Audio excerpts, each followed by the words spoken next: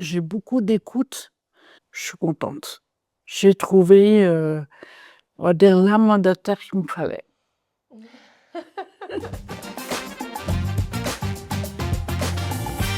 Ma mesure de protection a commencé quand, que je suis, devenue la maman d'un grand garçon qui s'appelle Simon, qui est chauffeur routier dans le Limousin maintenant, qui a 23 ans.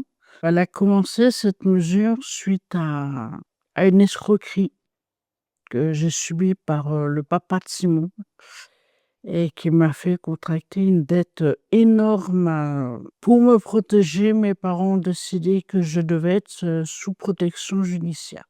Je vous avoue, au départ, ça a été compliqué parce que je me suis dit: «Qu'est-ce que c'est? Comment ça va se passer? Est-ce qu'on va m'écouter?» Le mandataire judiciaire à la protection des majeurs, il travaille lorsque le juge des tutelles a, nommé une association tutélaire et donc concrètement, j'accompagne la personne, dans les démarches administratives. Donc ça peut être, la CAF, la sécurité sociale, les impôts et puis on élabore aussi un budget. Donc j'ai un budget mensuel, donc je me débrouille avec. Quand je demande, par exemple, est-ce qu'on peut, voir pour un logement adapté, tout de suite ça a été: «Oui, on va faire ce qu'il faut». Quand j'ai des projets, par exemple pour mes enfants, on arrive à en discuter sereinement, toujours un terrain d'entente. Si la personne, souhaite qu'on entre en contact avec, le conjoint, la sœur, le frère, les parents, on va évidemment le faire. On peut même, prendre rendez-vous, se contacter régulièrement au téléphone. Quand, elle m'a présentée à son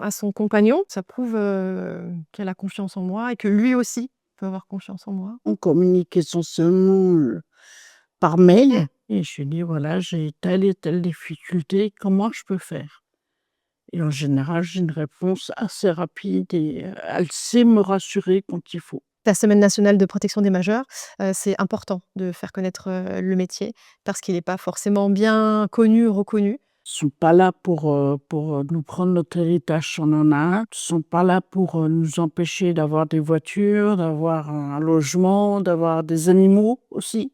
Au contraire, ils sont là pour nous aider à avancer. On est vraiment là dans une relation, d'aide, on est là pour assister la personne. On fait avec, hein, on ne fait pas sans la personne et ça, faut vraiment, que les gens en aient conscience. Déjà au départ, dès le départ, une petite connivence entre nous et puis, bah, ça fait que s'amplifier en fait, avec le temps et j'espère encore pour de nombreuses années.